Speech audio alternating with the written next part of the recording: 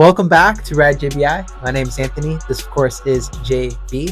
And we just got back from a road trip to Salt Lake City, Utah. So we're going to sit down for the next few minutes, recap our trip from start to finish, where we rode at, and what suspension adjustments we did for each type of riding and terrain, as we rode a lot of different spots and a lot of different types of soil, riding disciplines as well. So we're going to go hit 3 different spots. We're going to start in Warner Valley, which is just outside of St. George, Utah. Then we made our way to the Flying Iron Horse Ranch, which is the private property of Spencer and Steve Luxak. And we ended off our trip at the public track in Salt Lake City, Utah, which is Jordan River OHV Park. So we're going to break down what we did to our bikes, our riding impressions, and again, what we did to accommodate our JBI spec settings for each type of riding discipline and terrain. So JB, just recap what you thought of it, the whole trip itself. How much fun did you have? And what do you think of the Utah state itself? Because you haven't spent much time in the state of Utah before this trip. No, yeah, it was my second time back since I went to Caneville in like 2015. And I feel like we just really lucked out on everything. Weather-wise, track condition-wise, Warner Valley condition-wise. I was almost hesitant to go. We rolled up on Tuesday, May 7th or May 6th. And it was raining when we got in that day. So I was kind of hesitant, thinking like, this is going to be wet, man. I'm not trying to start my riding trip off with a really muddy bike. But our friend Josh convinced us that it was going to be really good. So hesitantly, we drove out there. And man, we were in for a treat, because from talking to the locals, they made it sound like days like that are not very common out there. And on top of it, we got to run into some people that we've talked to Instagram from time to time. So we got to put some names with faces out there as well. What a cool area Warner Valley is. I love the variety of terrain that there was. A lot of fun loop sections that tied into some more technical trails. And then that tied back into the section close to Sand Hollow. We got into some really deep sand. It really kept you on your toes, but in a fun way. And by no means did I ride like this, but I feel like you like Tomac sometimes, smashing through the loops that they had. I'm glad you brought that up, because some of the rollers that we would start off with are pretty hard packed. And then within a blink of an eye, you're in deep sand very quickly. Yeah, for reference, we parked near the water tower. So I guess kind of when you first pull in to that area.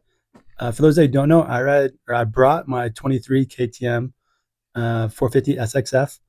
I rode that with, I have lots of suspensions. This one was our JBI spec WP 6500 kit. This is a moto setting. And then I had that with our JBI spec WP shock on the back as well. Again, a moto setting. For this area, I backed my clickers out pretty soft. If you've gotten a settings guide from us before, I pretty much went to our softest settings on there.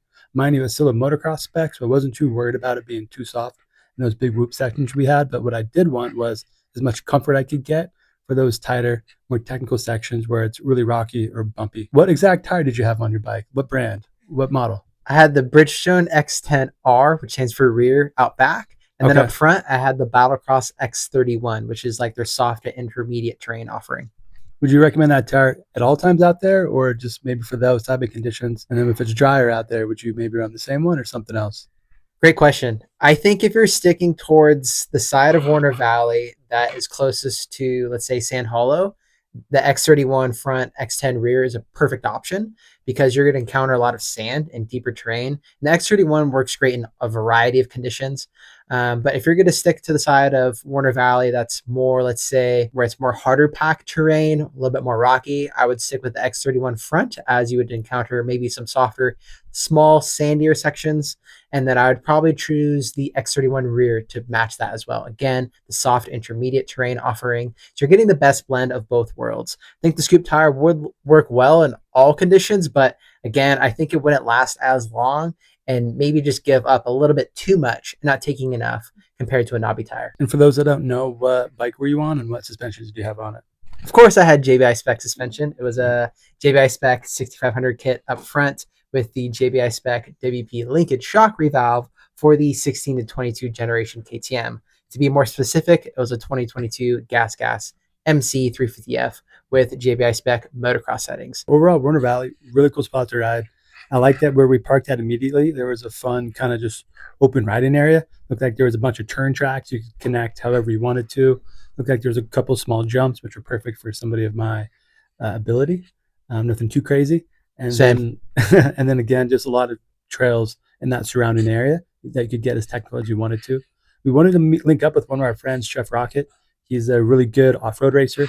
He's been competing in the King of Hammers and doing quite well in that. But our timing and schedule should not just quite link up. So if you're watching this, Jeff, until next time. Now, the next spot we headed to was just outside of Park City, Utah, which was the Epic Flying Iron Horse Ranch. Now, you've probably heard of this track if you play MX Simulator or any of the motocross games for a PC.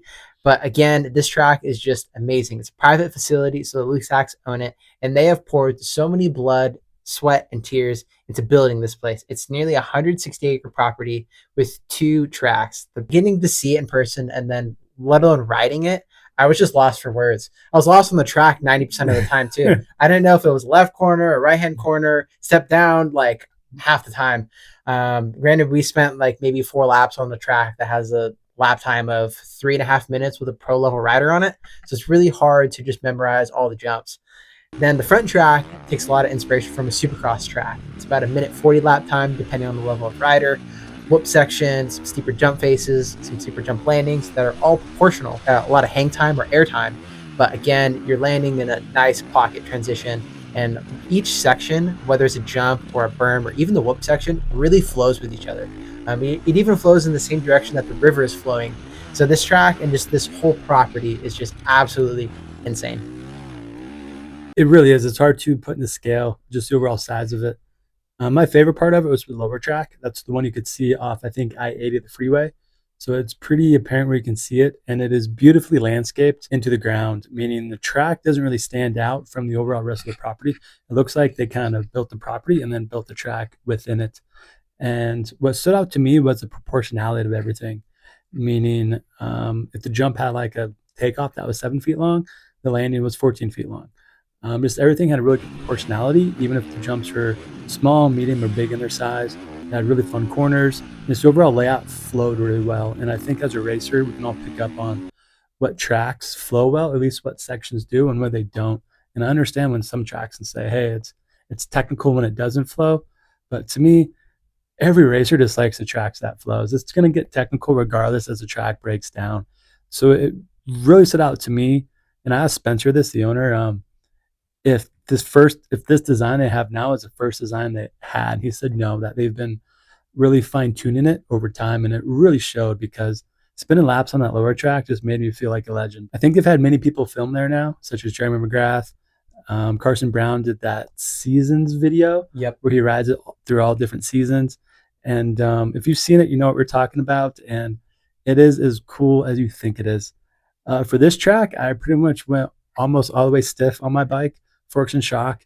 Reason being, it was really smooth, so there wasn't really many bumps to deal with, but it did have some jumps that are bigger than what you see on a lot of public tracks.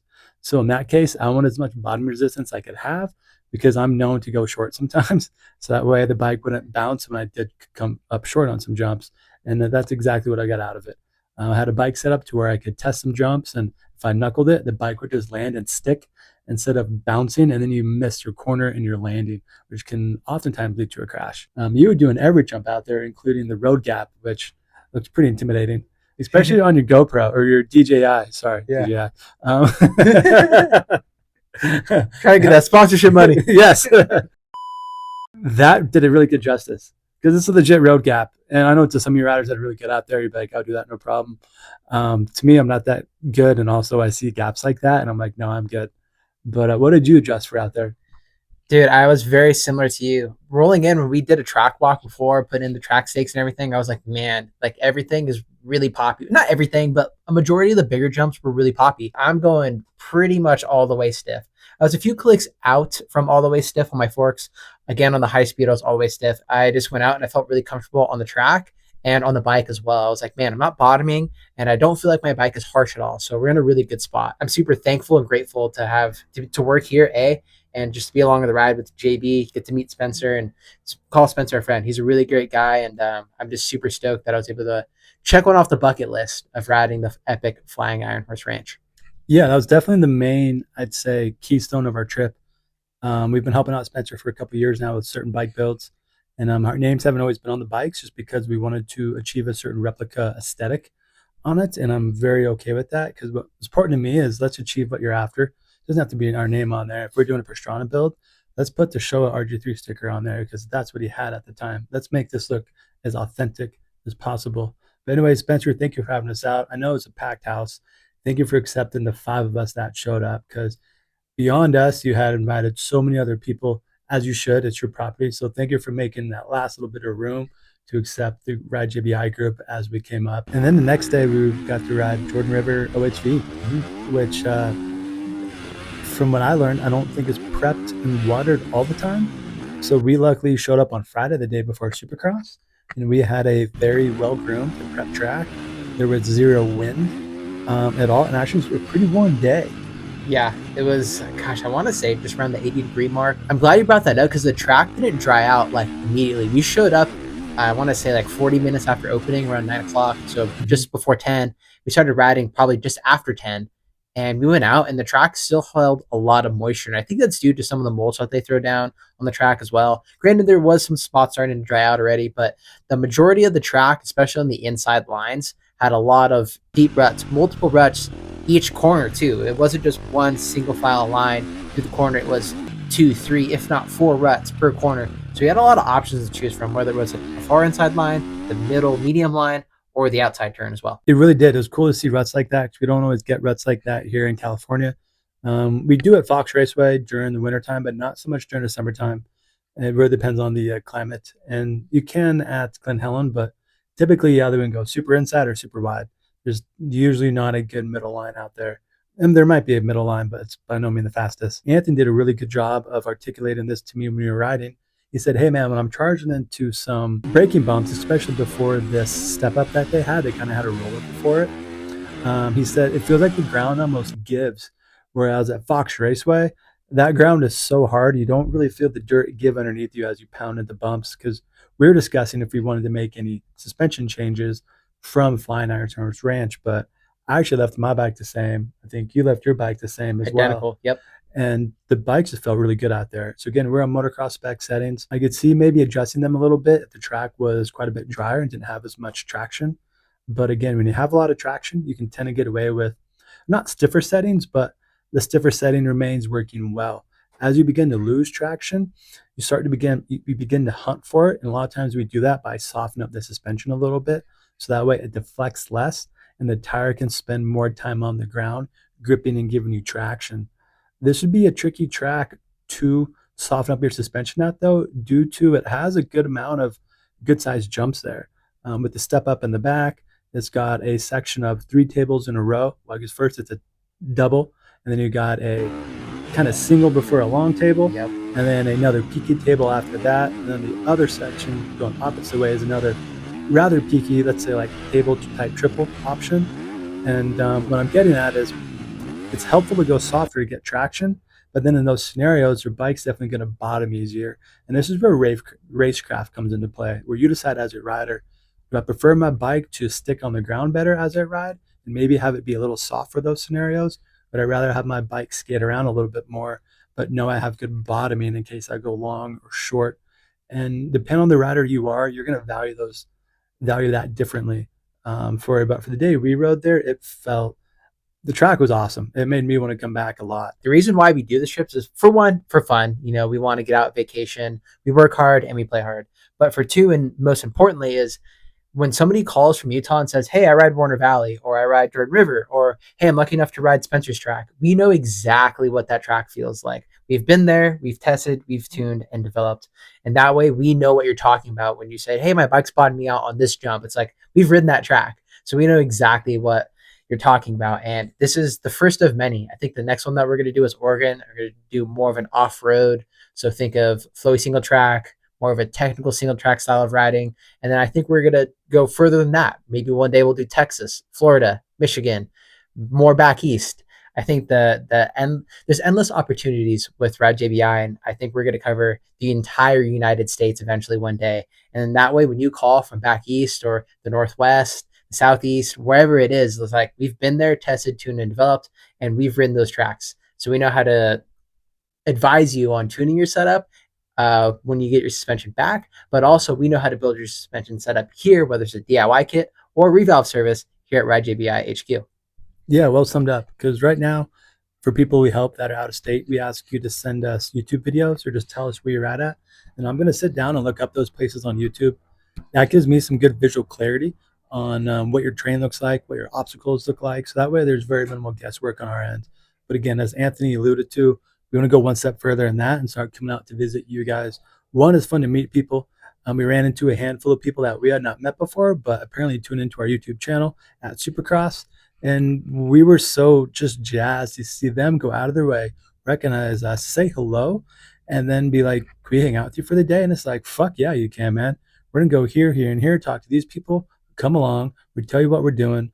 We like being the most approachable people out there because we really love our jobs.